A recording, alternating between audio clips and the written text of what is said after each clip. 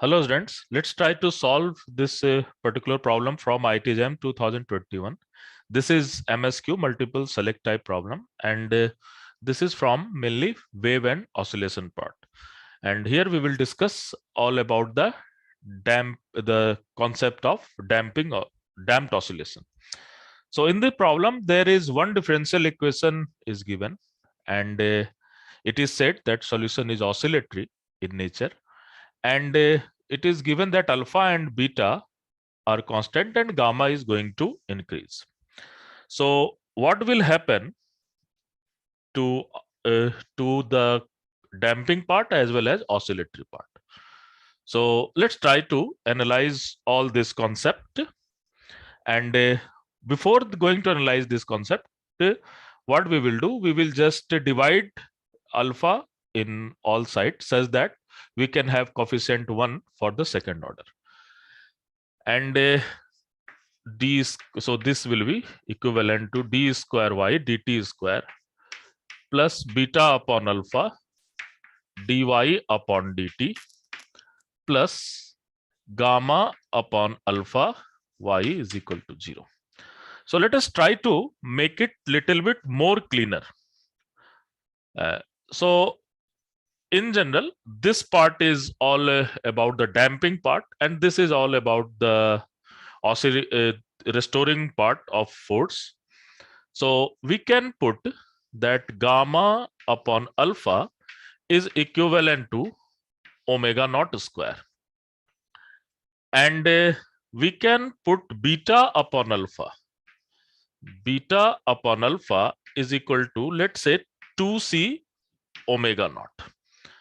And we can, why we are putting it? Because I just want to use only one parameter, that is omega naught, to understand or to analyze the problem. And this beta upon alpha is constant. That means c into omega is constant. But here gamma is increasing. That means omega naught is increasing. So this is the fact we have to use during the calculation. So let us try to solve this equation. Obviously, the solution is oscillatory in nature.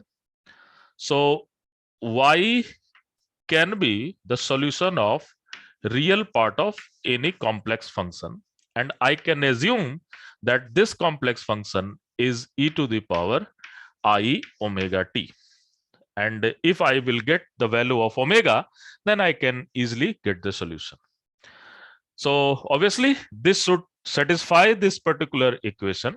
And this equation is actually d square y upon dt square plus 2c omega naught dy upon dt plus omega naught square y is equal to 0.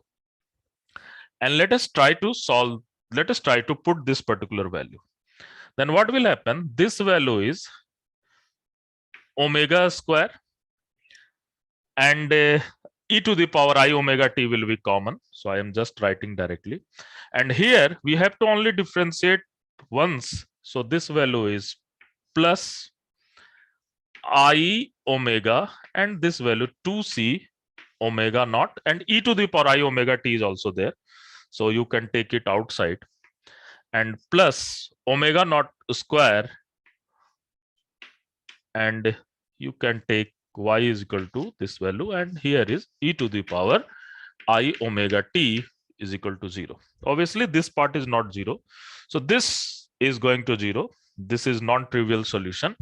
So let us try to go for getting let us try to get the value of omega. So we have to solve one quadratic equation. So this quadratic equation is omega square minus I 2c omega naught into omega minus omega naught square is equal to 0. So we have two root of this particular omega. The omega is actually, this is, we can have minus b. So this will be minus plus 2 I c omega naught plus minus b square.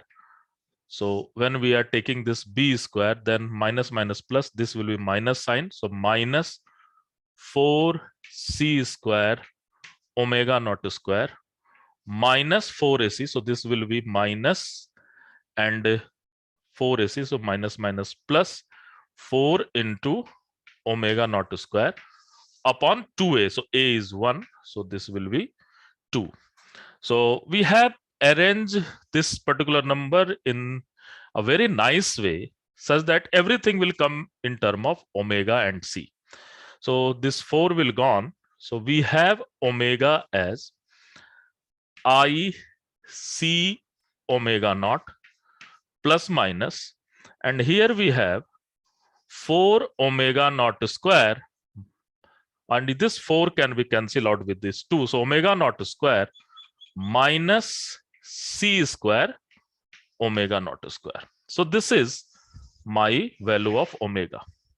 Now, once I will get this value of omega, I can put it here and I have to take the real part.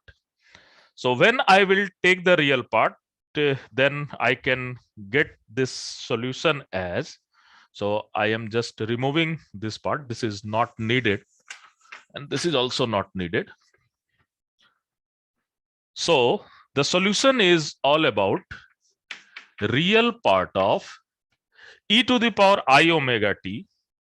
So I have to put e to the power I into I is minus 1. So this will be e to the power minus, you can put c omega naught.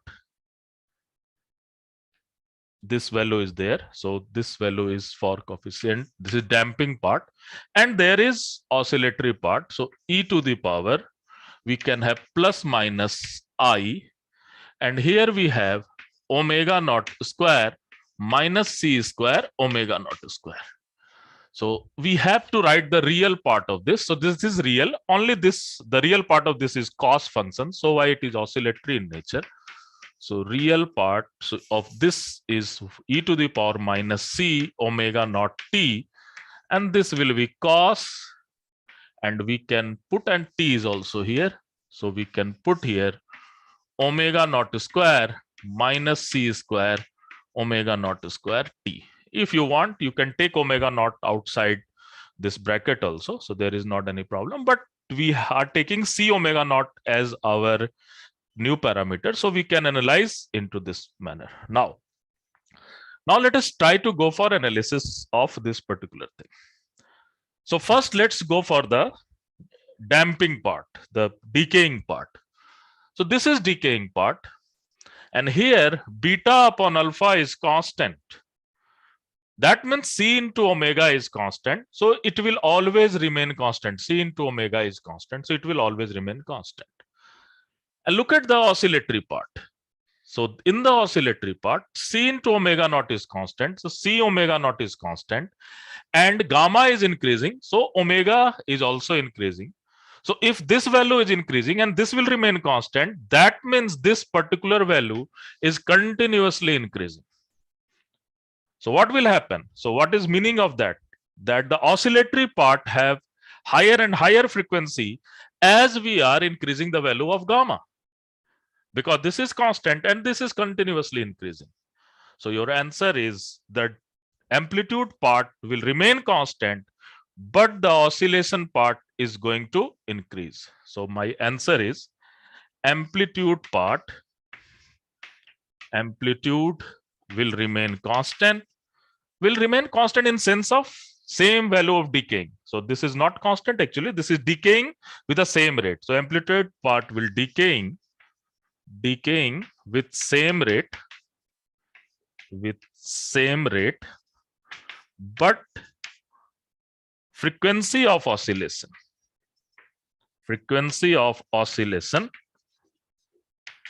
will increase. So you can see how smartly we have put this parameter such that each and everything can be easily correlated. And you can think that this value, this c, is actually constant value. If you want to take omega naught outside, so you are writing your frequency part or writing your oscillation part in term of omega naught into some number. And if you will see this number is greater than or less than, then you can easily analyze the whole problem. So it's a very nice problem, and you can easily go through this problem without remembering any formula. There is not any need to remember any formula in this particular topic, because examiner will always trap you into the notation. Because in the book, what we have read, that in the differential equation, the gamma will be the part of basically damping, but here it is given in the part of oscillatory part.